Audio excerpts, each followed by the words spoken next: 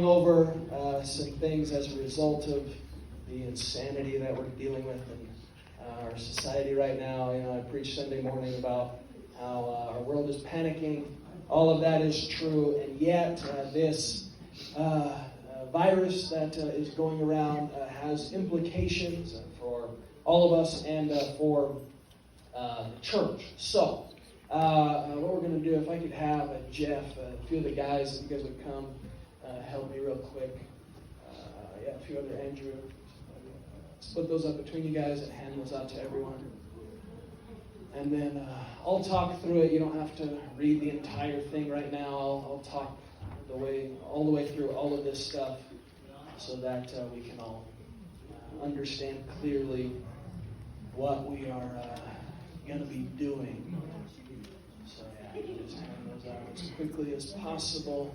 And then Jer, make sure that Jose and Isaac get one too. They're out there. Make sure they get one as well. Can I kick this girl out?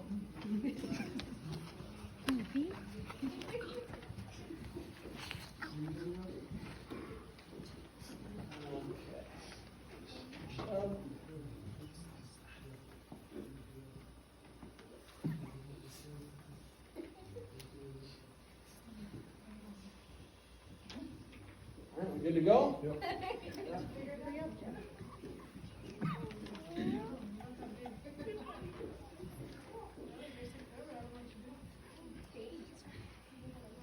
All right, okay. Okay, so what I'll do is I'll summarize this, and then there's numbers of things I wanted to work through. I wanted to do this as a church so that we would have opportunity for questions as well as explain a few important things to you guys. So, summary is, due to this health crisis that we're in right now, and then I'll explain in a little more detail why exactly. But the summary is that tonight will be our last regular service meeting here, not forever, but temporarily, as a result of a bunch of things we're going to go through. All official church gatherings that we normally have are suspended at the moment. Now, there's a lot in here that we're going to go through and examine. So, the reason that we've now had to do this is, first, there's been recent orders issued by state and federal government. Some of you may have seen this. There's two aspects to this. Obviously, our state government, they're saying no gatherings in excess of 100 people.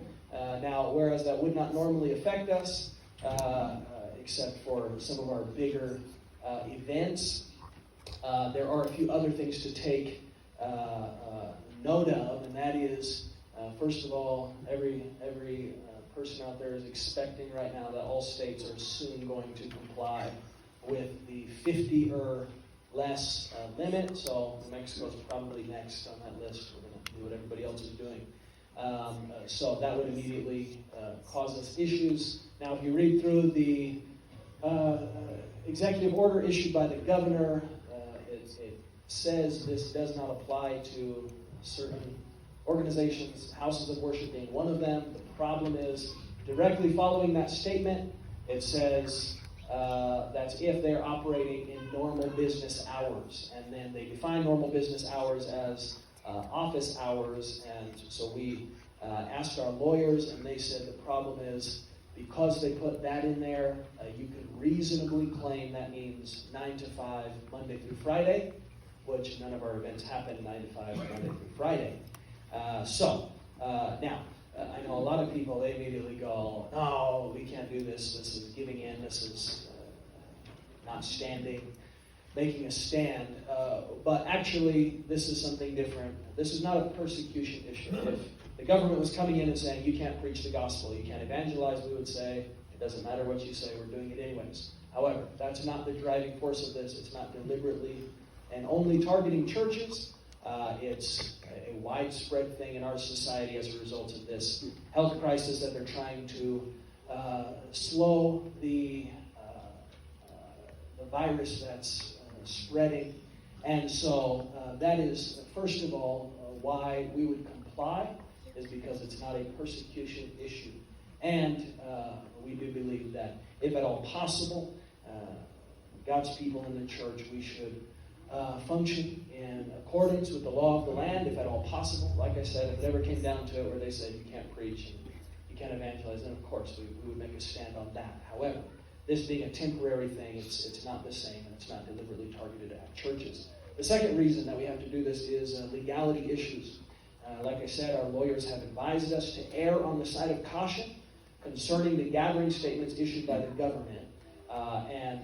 What I forgot to point out was you have the state guidelines, but there's also federal. Okay, so some people would say, no, the state guidelines were fine. It's not over 100. However, our lawyers also told us that given that President Trump, he said in a statement, we're advising no gatherings in excess of 10 people. Our lawyer said that just because he said that, that immediately sets the bar across the nation that it is possible that anybody who goes against that would be possibly having legal liability should something happen. So we're erring on the side of caution concerning that statement made. No gatherings in excess of 10. Then the third issue is it's a wisdom with health issues. So as this virus continues to accelerate and spread, as a church, obviously we take the health of our members seriously and would in no way want to put our members at risk. Now, of course, like I preached on Sunday morning, there's a great overreaction that we're seeing in our society. I'm not saying that we should act like everybody else, panic and freak out. However, for all of these reasons, we've decided to follow along with the leadership of our fellowship, of course, and all of our leadership churches are doing the same thing. And now, if we were an extremely small church, it may not affect us hardly at all, but the size of our church, we definitely want to follow suit with our leadership. So, are we still going to be having church? Yes, absolutely, just in a different way. So, we live in a time when technology allows us to do a whole lot of amazing things. And so one of the things that we're able to do is we're able to use the internet to live stream. Now, we don't normally do that, and it's definitely not the optimal scenario. This is why we're not like, oh, we're going to be an online church. However, in situations like this, it is absolutely better than the other option, which is no church at all. Starting on Sunday, we're going to be live streaming all of our church services and our Sunday school. And I'm going to have a whole thing that I can point out how that's going to happen. I'll go over that with you. So we'll be keeping our normal schedule of church services, which is Sunday school 9:30. I'll live stream our adult Bible study class. You'll be able to send in your comments. Comments and questions. Sunday morning service, of course, 10:45. Sunday evening, 6 o'clock. Wednesday night at 7. So, how is this going to happen? Streaming, what we're going to be doing, like I said, will be live streaming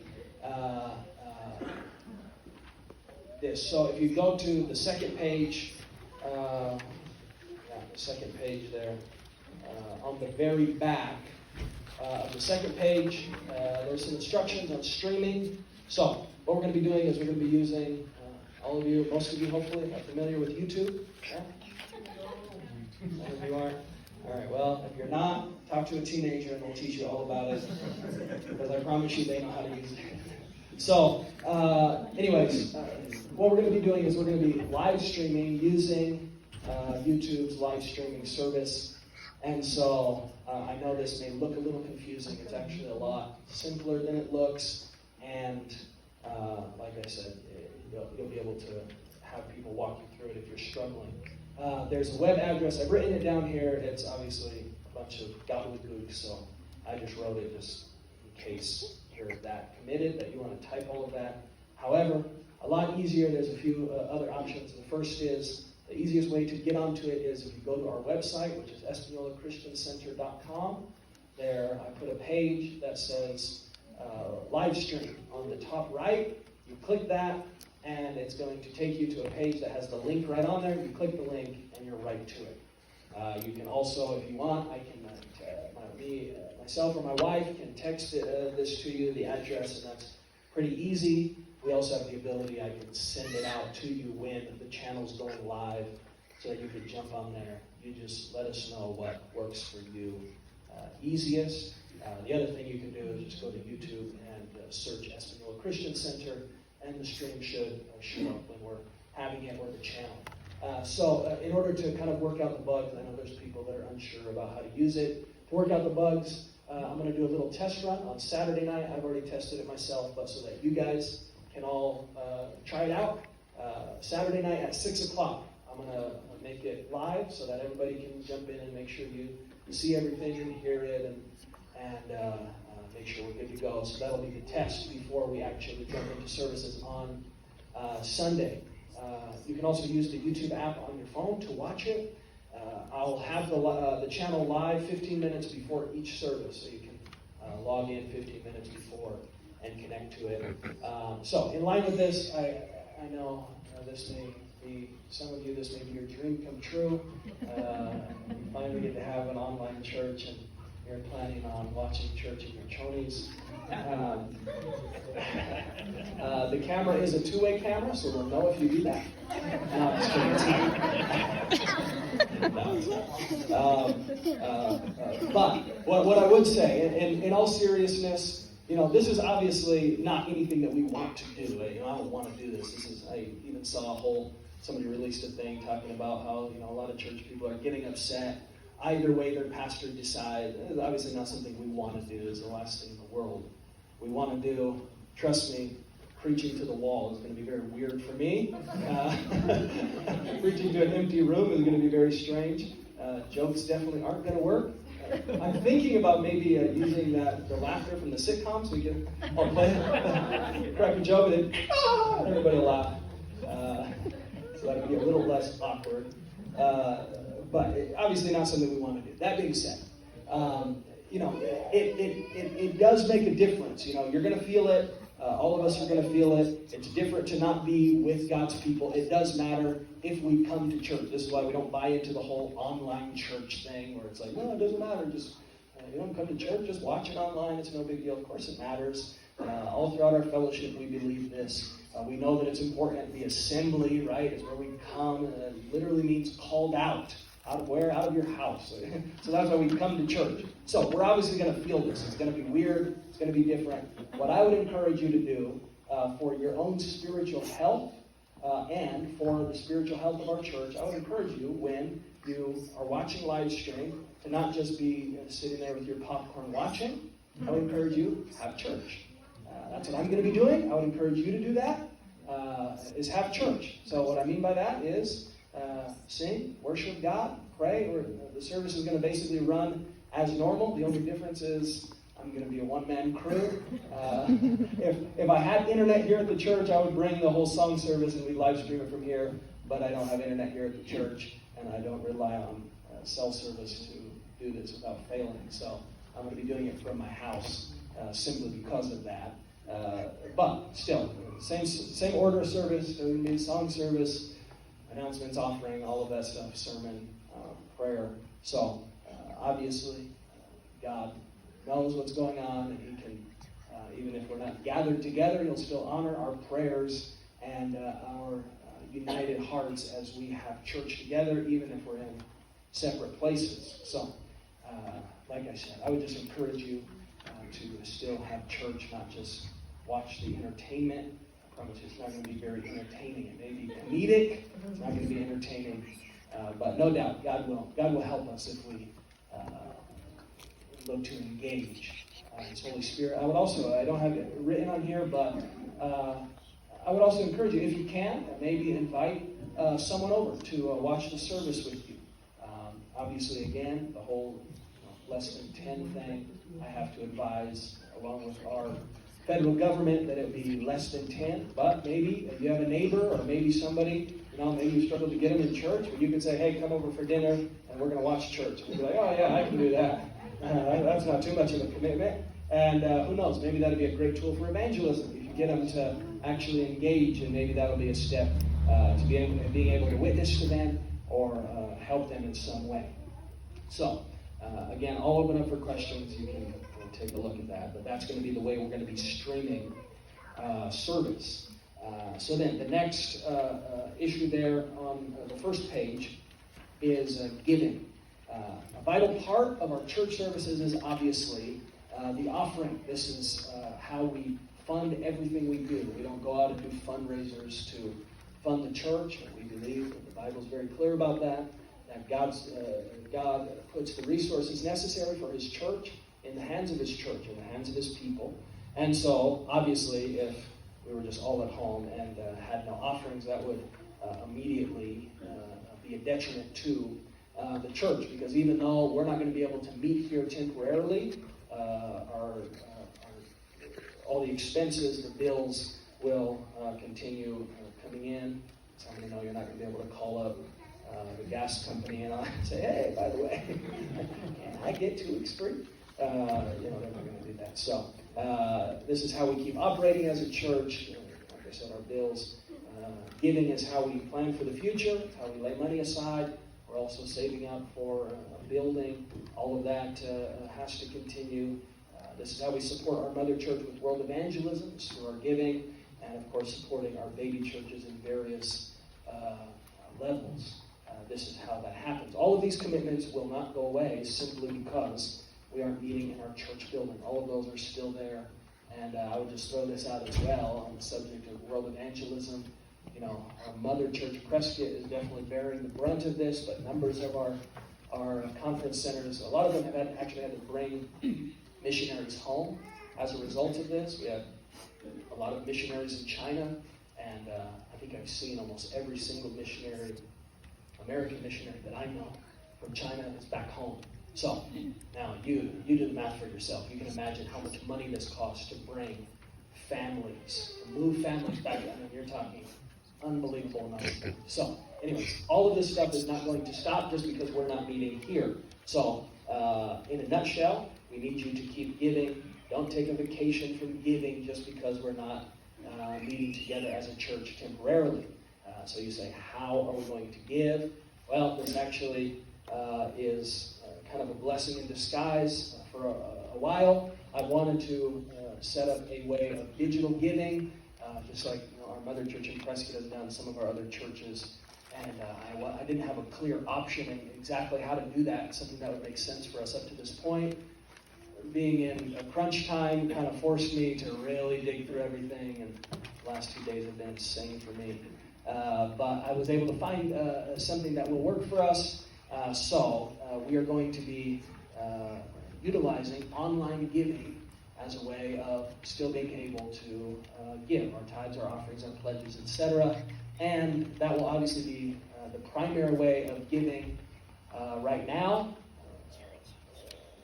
And then as we are able to start meeting together again as a church, we'll keep that as an option. It doesn't mean you have to do it, but we'll keep that as an option moving forward. So if you get this set up, know that it can actually, and I'll go through this with you in a second, this can actually really be a benefit to you and can be a lot easier for you in giving. Now, if you don't are unable to do this, can you still give the normal way? Sure, except we're going to have to figure out how to meet up to do that. Or I'll always give you, like our account number if you wanted to go write a check and deposit that directly. That would be up to you. This way is easier if you can set it up. So that's why I've gone to the effort of setting it up for our church. So I'm going to explain how to do this, but we also have a video and a PowerPoint that will help you with this. So then go ahead and play that. Yeah, the video first.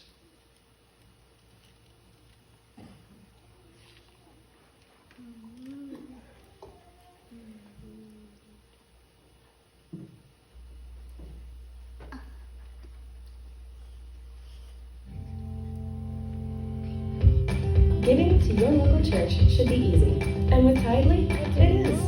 Just download the app and securely register your credit or debit card. You're done. Now you can give during church services or anywhere else. Use Tidely to give a one-time gift or set up recurring donations. It's that simple. It's fast, secure, and easy to use. Tidely, the simplest way to give to your local church. Okay, so that's the service that we're going to be using for this. And then, Leanne, go ahead and switch over to those PowerPoints, and I'll go through this. I have all the steps there. Like I said, I know it may look intimidating for some of you. It's really not. It can actually be done fairly simply. So, to set this up, there's a few different ways you can do this. The first is you can do it through an app, like your iPad or your phone. I put a picture of what the app looks like so you can make sure you get the right one. You just type that in to your app store or whatever version you have of that, and download that app. Then you basically have to create an account for yourself. You open the app and it'll walk you through that. Or you can go to their website, which is right there, get.tithe.ly, and click on sign up for free. And then in the app, once you're set up, there's an option that says find a church, and it's a search bar. You type in Espanola Christian Center, and it's without the special Enya, so if Siri is used to speaking Spanish to you, you may want to make sure that you spell it the white people way, and the app will find it. So you type that in, and our church will come up. Just verify it should have the address on there, and it'll match. You click that, and then give now, and then this will use your internet browser. It will take you to a giving screen where you can choose how much you want to give, what type of giving, and by that I mean tithes, offerings. If you're giving for a pledge, all of the offerings are on there, all of the different pledges are on there. And if you want it to be a one-time offering or recurring, you have multiple options to pay while using this service. You can use a card, a direct transfer from your bank. If you do that, you just have to input the routing number and account number of your bank account so that it can do a direct transfer. It'd be just like doing a wire transfer at the bank. And actually, I would, if you can, that's actually the best way, because obviously services like this cost money. The lowest fee for the church is if you do ACH or that direct transfer from your bank. So if you can do that, that would be the lowest fee, but you don't have to. You can also use Apple Pay on there. Now, one thing I wanted to point out, there's a checkbox at the bottom of the screen. So I've already walked through all of this myself and used it, so make sure it's working. There's a checkbox at the bottom. When you are on the screen to give, it says cover fees. The reason that's there is, like I said, a service like this obviously costs money, so they charge a percentage of what is given. So if you click, and again, you don't have to do this or not have to do this. It's totally up to you. It doesn't matter one way or the other to me. But just so you know what that means, if you click that, what it's going to do is it's going to add, and you'll be able to see how much it'll add a percentage of whatever you're giving on top. So if you're giving, $100, it'll add that percentage on top of it, so it'll be 100 and whatever the charge is. Like I said, you don't have to do that. If you don't, all that it does is it deducts it instead of adding it on top. In other words, the church pays for it. Now, again, people would say, why are you doing that? Well, because it obviously is much more convenient for many people that this is becoming the primary way of giving money anywhere is electronically. So it will definitely be worth it over the long run, and it will be very helpful right now. When you do that and it goes through, it'll send you a confirmation email that shows that it went through, and you'll get that in your email, the email that you use when you set it up. The other thing is on your bank account, it will show up as ECC giving. So, like I said, for some of you, this would actually be very beneficial for you, because it won't be, waiting. It won't be having to go get cash. Now, if you still want to do that, that's fine. No problem with that. But for some of you, this will be the easiest thing. If you want to go get cash or wait for checks to clear, it'll go through, and that's how it'll show up on your bank account. So that may actually be much easier for you moving forward. I've heard, actually, just to throw this in, I've heard numbers in our fellowship between 40 and 70% in some of our bigger churches. Now the giving, 40 to 70% is through online and mobile giving. So no doubt this will be a beneficial tool as we move forward. I also added an easy link on our website. Again, the website is espanolachristiancenter.com. If you want to use it, there's a page there called Online Giving, and it's got a direct link that takes you right there. You can also go directly to the Tithely website to use that. Okay, so I know you guys have a lot of questions. I'll open up for that in a second, just to get to the rest of this. So that's a basic breakdown. Leanne, you can jump through these slides real quick. So mobile app, you can use that. So you just download it. You search for Tithely in the App Store. You can install it quickly. Next one. Then you search for the church name. So Espanola Christian Center. And you simply click Give. So that's what the screen looks like. You can see it. It's a green screen. You find the church. You click Give Now. Next screen. So then online giving. Next screen. You can go to the church website, click online giving, and it's there. Next one. Okay, that's it. So, hopefully that explains some of it to you. By the way, we are recording all of this. I know it's a lot of information to digest. We're recording all of this. I'm going to put that on the same YouTube channel that we'll be streaming from. So if you need to go back and watch it, all of this information as I'm giving it right now will be there. Okay, so the fourth thing is outreaching. People are asking, are we going to keep outreaching? Well, again, because of the seriousness of the way our government is handling this and the restrictions that they're putting in place, it's simply unfeasible to do that right now. So 180 recovery, Saturday outreach, home Bible study groups, all these things, anything that's an official church activity is canceled for now. Like I said, that's obviously temporary, but I would encourage you to look for opportunities on your own to witness. So, no doubt there'll be some people you may still see. Some of you are still going into work, going to the store. People are going to be open, and it's a very easy conversation starter. I've already been talking to people, easiest conversation starter in the world. And it's crazy out there right now, isn't it? Everybody goes, oh, no, it's crazy. And bam, you're right there into, you already got them where we want them, right? Which is, they know the world is crazy, and you're right onto the conversation of the end times and the gospel and all of that. So I would encourage you, just because we can't do church organized activities together right now, don't just throw evangelism out the window. The most effective evangelism is and always will be a one-on-one witness.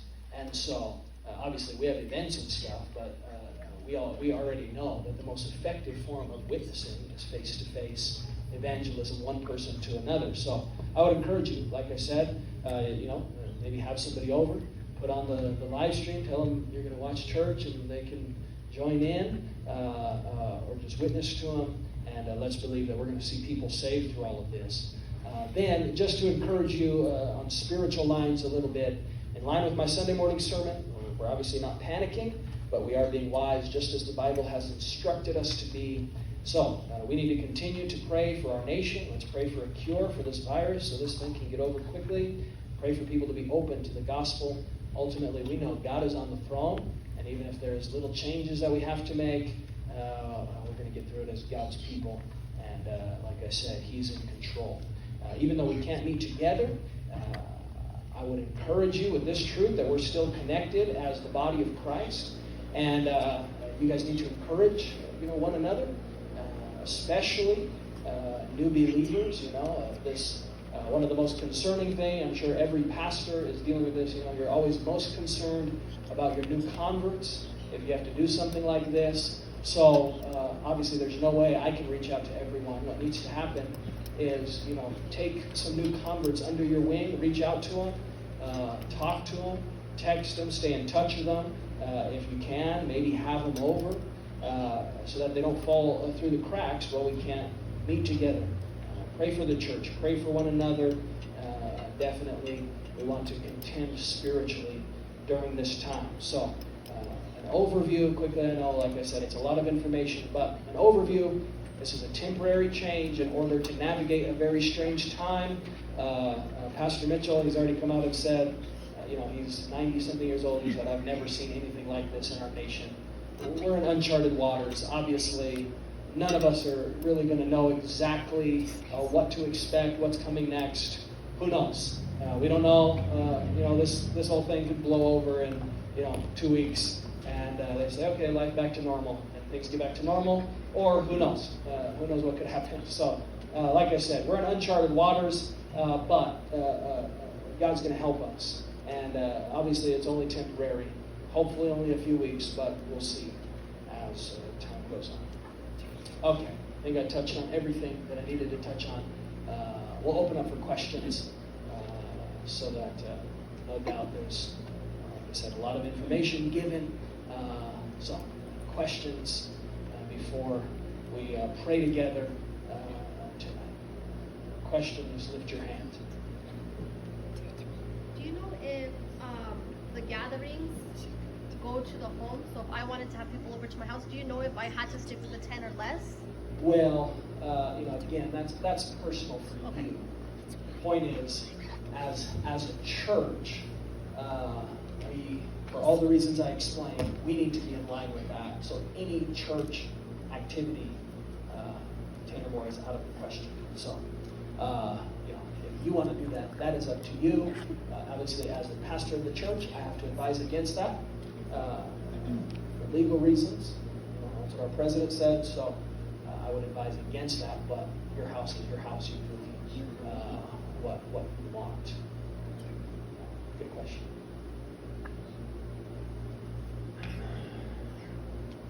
I don't know, this is just an idea. Would you want to, maybe set something up, like the people that don't want to use the app, like a day and a time, where they can, Or what? they're giving. So say they want to still do cash. A day at a time? Just so No, that- not really, because that would basically cause there'd be a whole lot of inconvenience involved in that, and it's not really. I don't even know what the banks are going to do with all of this. Like I said, it's not that hard to set up. You can get it set up. It's not going to be that difficult. Now, if you absolutely cannot, like I said, contact me, and we can work it out. But I would say, give it a shot. It's really not that hard. I've already done it. I've already tested it. It's not that difficult. So.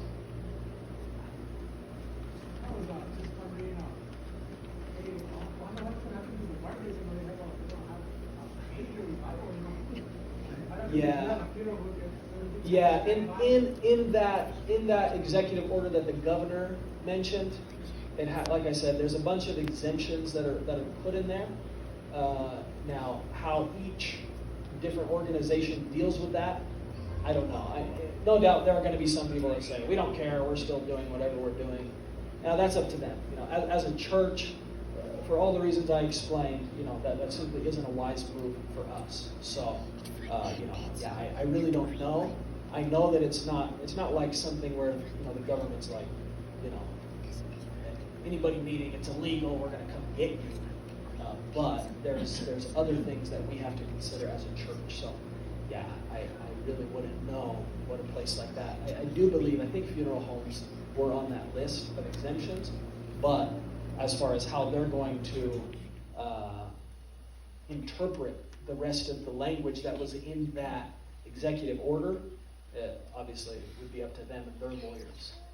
But like I said, what our lawyers told us was, especially that line that they put in there about normal office hours, that is concerning for us when it comes to legality issues. The potential cost just doesn't outweigh the benefit in this scenario. It's like, again, I'm not freaking out. I hope you're not, but like I said, it's a cost benefit thing where it's like you have all these potential problems that can come out of it versus, okay, it's going to be inconvenient and weird for a little while, and then we'll go back to business as usual. It's not going to really cost us much in making that call that we have to make. So, good question. know if they're gonna broadcast the Gallup conference? Gallup conference is canceled. Completely. So yeah, they've had to cancel multiple conferences. They just had to cancel. So again, this isn't just us doing this. Like, unfortunately, a lot of our leaders, and this is, pray for our fellowship because, this stuff as it is all over in the business world and everywhere else, it's causing all these chaotic things that there's no way of even planning for it, right? So like Chandler Pioneer Rally got canceled. Gallup Conference just got canceled. El Paso Conference just got canceled. A bunch of them are getting canceled, or they're having to navigate and do it. And some of them are considering doing live streaming a conference, which would also again be weird because the pastor is going to be up there preaching to an empty building, but it is what it is. So one of the things I would encourage you to pray for, we have our own financial obligations as a church, which is why I explained all of this to you. But pray for our conference centers, because any of them that have to cancel conference, you get those of you who have been there, they take offerings at those conferences for a reason. That is actually one of the main ways that we're able to fund the planting of churches and world evangelism.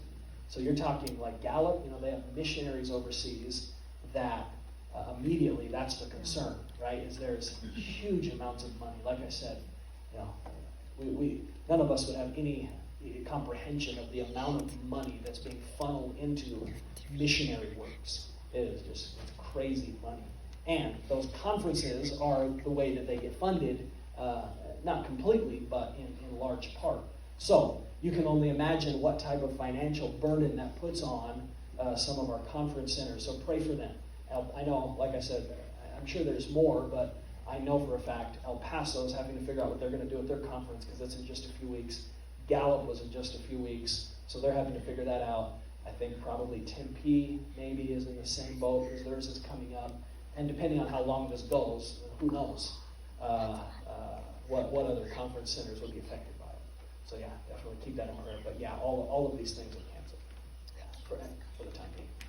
So how's this affecting our baby churches? Because assuming in these churches there's over 40 people at this point, there's going to do the same thing as well.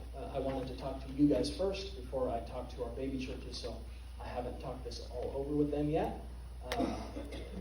So I'm not going to say a whole lot about it until I talk to them. But in a nutshell, a lot of it just has to do with the numbers, right? If somebody doesn't have too many people in church, and I've talked to other pastors that have baby works out, one of the things we're considering is it's like, okay, let's say somebody in our church does get infected. In a bigger crowd, that the probability of that goes up, right? If there's 5 people coming, the chances are obviously very low. So, yeah, it just depends. But yeah, I'll be talking with both of our baby churches. The nice thing is, having if they do need to cancel or do anything else, they can always jump on our live stream.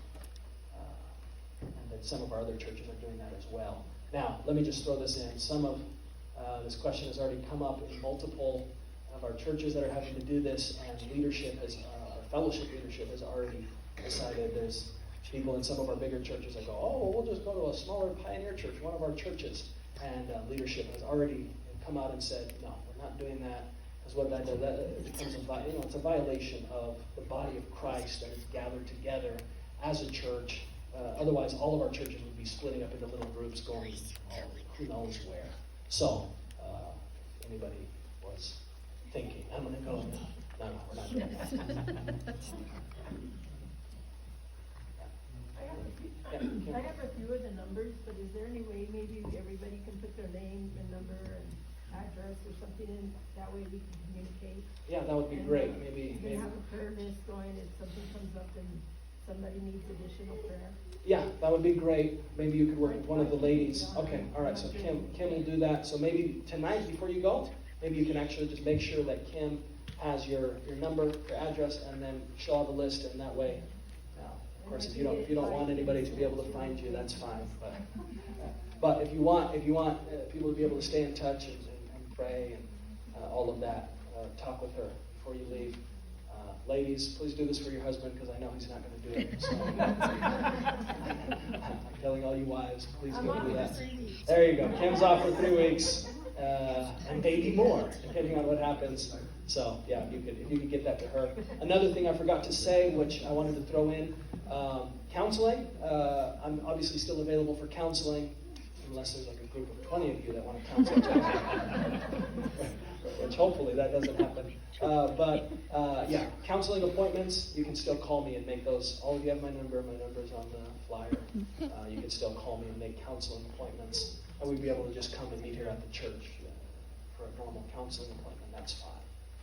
So that would be the same. Also, morning prayer. I'm still going to be coming to morning prayer. I'm usually here around 7 or a little after. So I'll still be here. And if you guys are wondering if you can come, that's fine. Get with somebody that has a key, or you guys that have keys, that's fine if you want to come and start your day off with morning prayer so that you're, by the time they get you back to work, you're not in the habit of sleeping till noon. That's another hand somewhere over here. Can you touch on this kind of like what we're going to be doing? Because like we're going to be having people over as much as we can, and encouraging our church to do the same. Yeah. So I'm going to be, I'll be reaching out to as many people as I can. I mean, obviously, for now, I'm still working my job because I'm one of the lucky ones that works from home. So I'm still working 40 hours a week and all that. But as much as possible, I'm going to be trying to, have some of you guys over to the house and we'll eat together and spend time together. I would encourage you guys, if you can, do something similar. Like I said, especially the most concerning thing for me as a pastor, I know many of you guys are rock solid. You're going to press on. We're going to weather the storm and move on for God. Always the concern for any pastor is new converts and people that are like far on the fringe, because this is who the enemy always goes after, right? The young and the weak. And so I would encourage you to reach out to them. Some of you even may notice people that aren't here tonight. Feel free to reach out to them and explain some of what I've said. Like I said, I'm going to post the video on our YouTube so that they can take a look at it. But yeah, definitely reach out to them. We will have signs up for visitors that, if they show up for church. There's going to be signs that explain why nobody's here.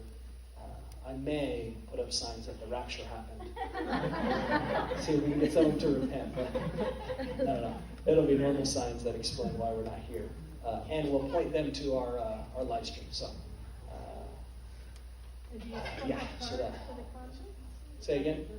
Does somebody have phone numbers for the new conference?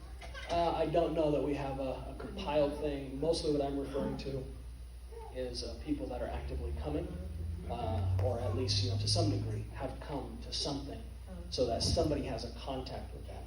And so, like I said, you guys know who you're following up on. The biggest thing that we don't want to happen is we don't all want to go into hibernation mode while all of our new converts bite the dust. So, just making the effort, ask, or just ask some people, it's like, oh, so-and-so, who would have contact information for so-and-so? Okay. And then, we can do it like that. But a group effort, obviously, we're going to be able to do this. No one person can do it on their own, but together we'd be able to make sure that nobody falls through the cracks, and help people through this. Because, like I said, a lot of you, you're going to be, this will be business as usual for you. For the most part, it'll just be a little different. But the concerning ones is it's new converts and people who are on the fringe. Sometimes they struggle with this. Good questions. Who else? I don't have a question, but I have a comment. Okay. I've missed this already. I wish we didn't have to do this. I agree. Yeah. Because I feel like I'm kind of in the convert. Sure. So I love this. It's like one of the best things that's happened to me in my life is coming to this church. Yes. And it's just crazy how the devil attacks this situation because I need it. And I know you're going to live stream, but it's like this. Sure. Gathering and seeing you and seeing everybody, it just feels so good. So I just wanted to Yeah. No, and we're all in the same boat with that. Yeah. Well, most of us are probably in the same boat. I'm sure a few of you inside, you're going, yeah.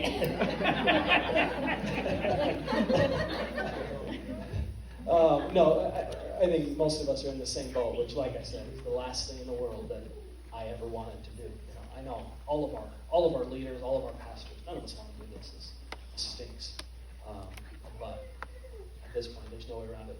Like I said, hopefully it's a short-term thing, and we can get back to business as usual. But yeah, that's why I would also encourage you. Some of you are new converts here. You're listening to me talk. I would encourage you, make sure you don't isolate yourself. Okay? So this is what the devil always tries to do. He tries to get you to isolate from God's people. And this would definitely be a time then that can really easily happen since we have all this stuff. So reach out. Don't just wait for someone to call you. You reach out to someone as well so that you'll make it. The Bible says in the book of Proverbs, I'm paraphrasing, but it says if you want friends, show yourself friendly. Or in other words, there are relationships that are going to help you to live for God. There are people that can help you as long as you reach out to them. So all of you new converts, find somebody in church. You need to have at least a few people that you have a relationship with, that you're connected to, and reach out to them, get together with them, talk with them, so that the devil doesn't totally mess with your head and get you all confused and deceived, so that by the time the church, we're able to meet back here again, who knows where you are. So you make sure that you connect yourself with somebody. Yeah, that was a good, Dana. Thank you.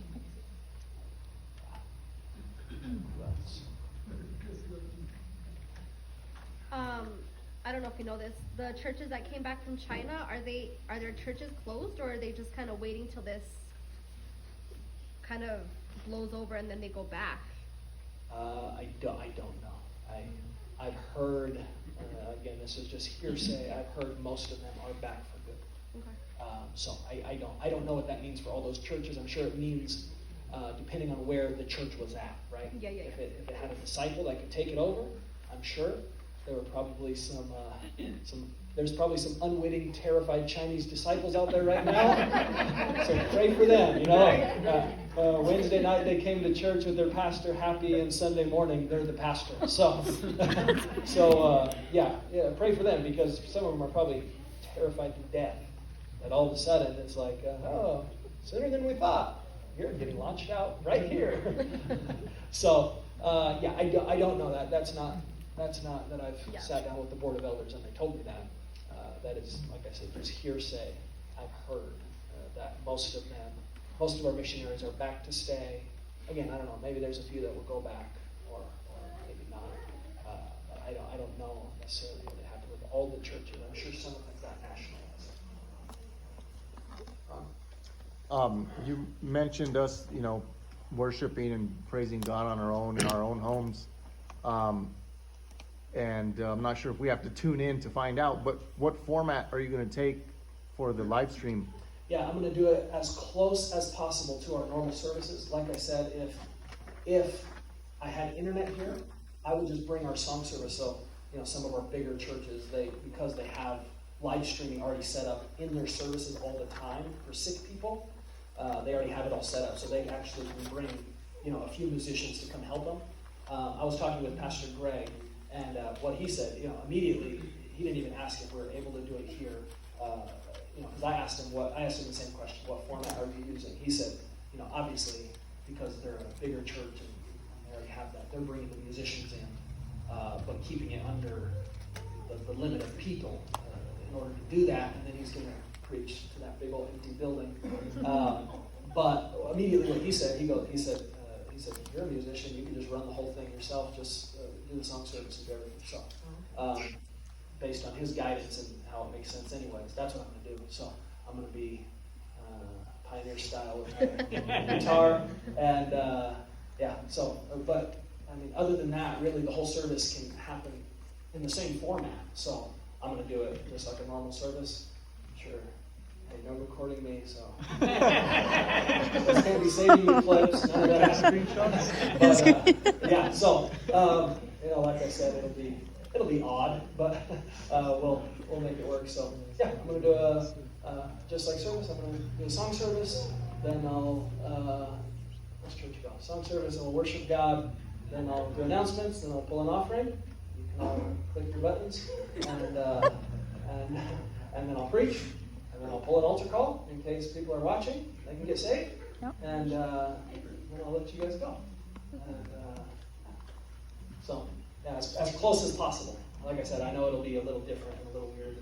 It'll be the same way for you guys. It'll be weird for me. It'll be weird for you in your own home. But like I said, we understand there's a special anointing and grace that God brings on the assembly. However, God also knows what we're dealing with, and His grace. That's why the Bible says His grace is sufficient. So, in a nutshell, we also know that God. You are the temple of the Holy Spirit, right? So that means God's in you, and that means in your home you can have an atmosphere of God's grace and His Spirit. And like I said, I'm sure in some scenarios it'll be a little hectic, but as much as possible, I would encourage you with your family. Guys, don't just send your wife to do nursery in the other room. You are the nursery worker and the cleaner. But if at all possible, and again, I know our kids are going to be going crazy in our houses and stuff, but as much as possible, sit down and have church with your family. In Bible times, that's actually what they did, right? They had house churches. So they all sat down, and a lot of them were in a family's home. They would sit down and have church. So, to the best of your ability, have church. You're the temple of the Holy Spirit. God's inside of you, and you can establish that presence of God right there in your home, and God's grace is going to be there. And so as close as possible is the answer. Yep. There's another hand that's awesome. Yeah? All right, Jeff. Give us your comment. We're expecting something profound and deep. Comments on the YouTube channel are disabled. No, I'm actually trying to figure out. I'm not sure if I'm going to be able to do it. I'm actually trying to figure out if I can get it turned on at least for Sunday school, because then you'd be able to still send questions at least. I don't know if that'll work, or you may have to just text me, and we could do it like that. Yeah, conference call. Which actually these days it's pretty easy to do. Sorry. Oh, really? What? Oh, really?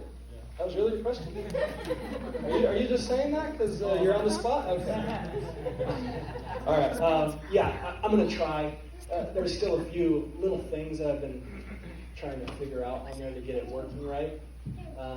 Which I had it working, but the comments, I just got to make sure that they have like some certain options for like age restrictions, and if it's for children, and there's like one thing if it's not for children, or if it is for children, the comments are kind of, I have to figure it out. But hopefully I can get that working, and then, but we are going to all be seeing what you're saying, so if you're talking during church, you're in trouble.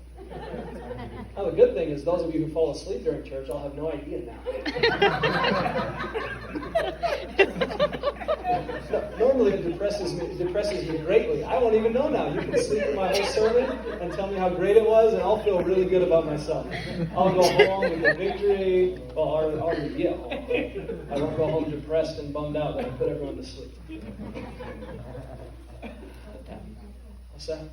I was thinking it was but I'm gonna miss the most of probably the altar, because after the sermon, so once in a while, you need that conviction. Sure. Yeah. That's what I was just. Definitely. I was realizing now is that's gonna affect me, because I'm a little crazy still. Aren't we all? Yeah, no, definitely. And like I said, there's a lot of dynamics. Maybe what will happen for a lot of us, which is good, is we might start realizing just how important a lot of these things are, that we can take for granted. And that can happen very easily, right? Because we all know how the service goes. We go, and if we're not careful, we just end up doing the religious thing. Kneel down, go home. But Pastor, could you do that again so I could record it and put you on TikTok? Angel already recorded it. I'm sure every. You do.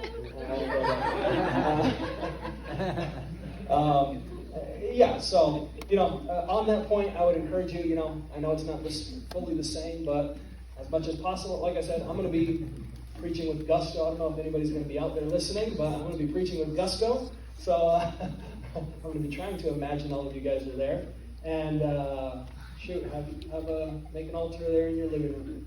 Kneel down and pray and do all that.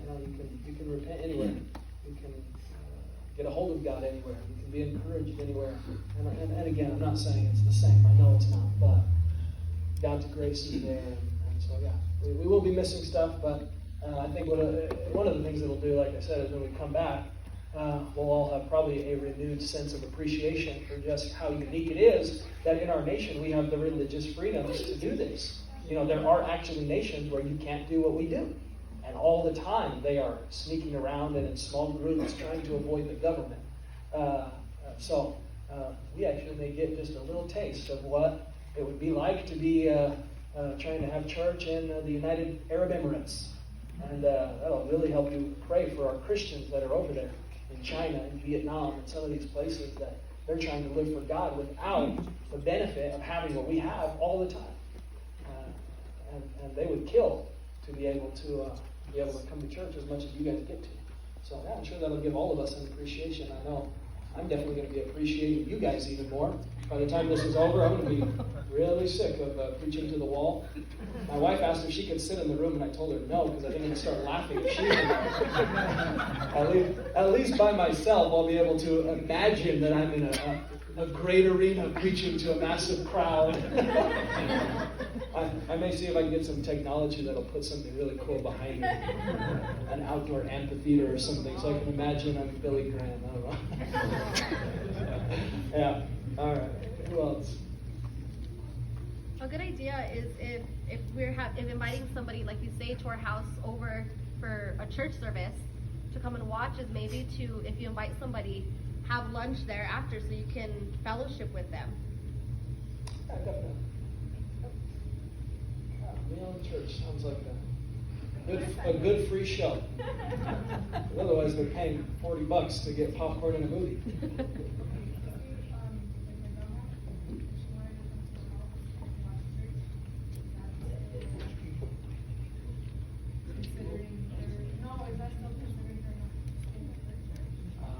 Chana, that would depend on what they're doing. I don't know what they're doing. So, yeah, you need to find out what Santa Fe is doing. So.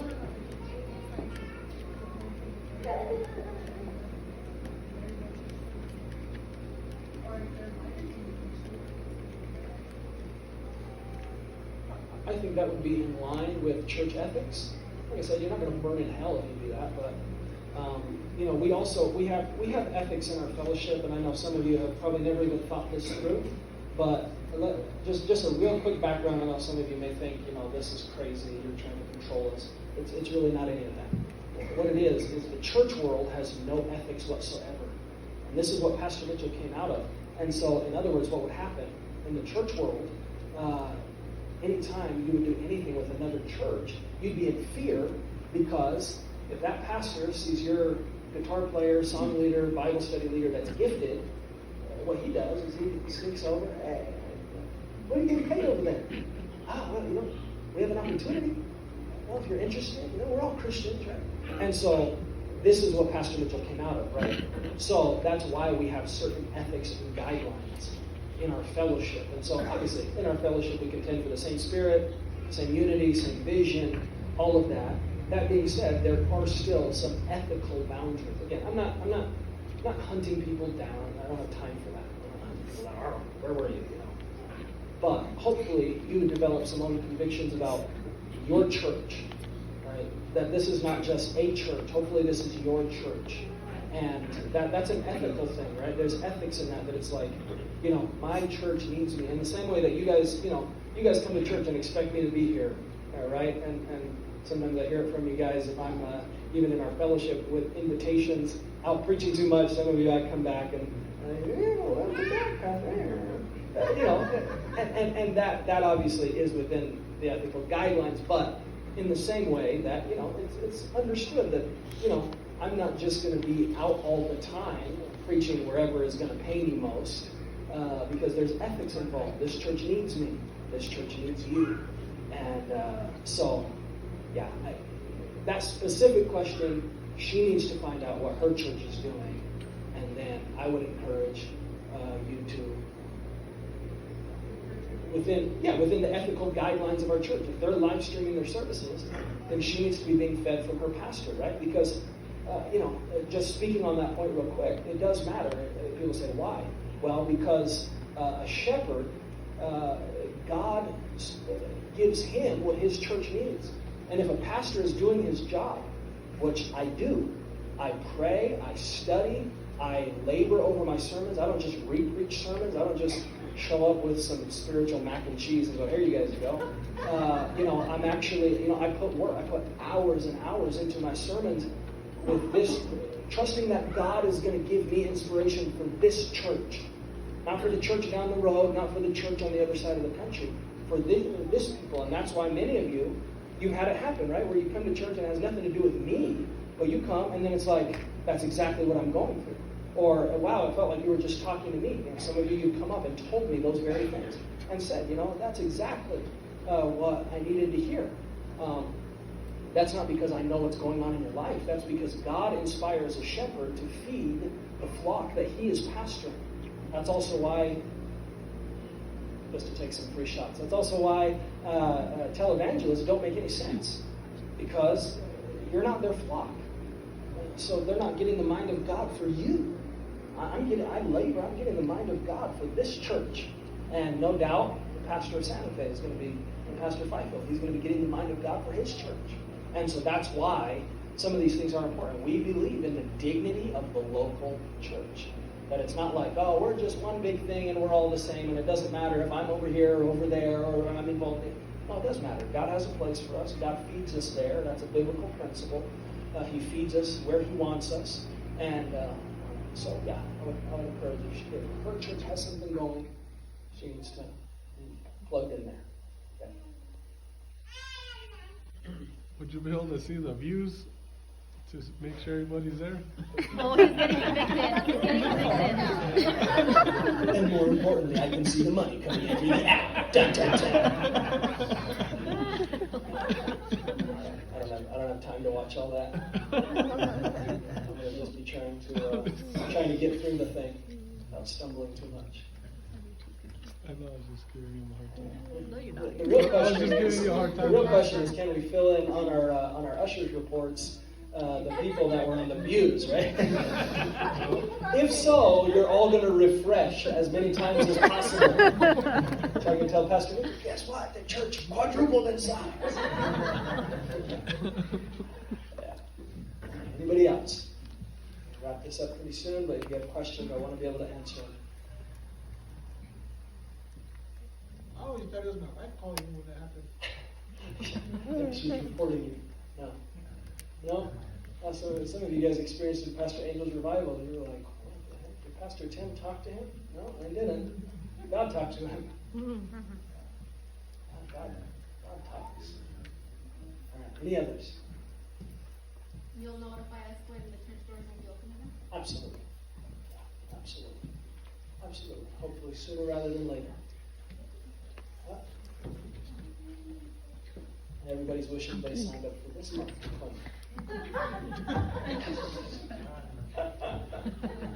All right. Any others before we finish up?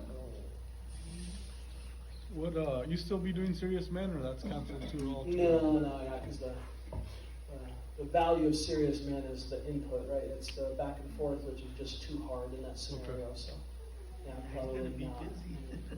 We may be able to set up something if you guys are really serious men. It's possible we could set up something less than 10. Okay. So that's always a possibility. But I'll let you know. Okay. It's not a commitment. I'll let you know if we can do something. All right. Why don't we stand together and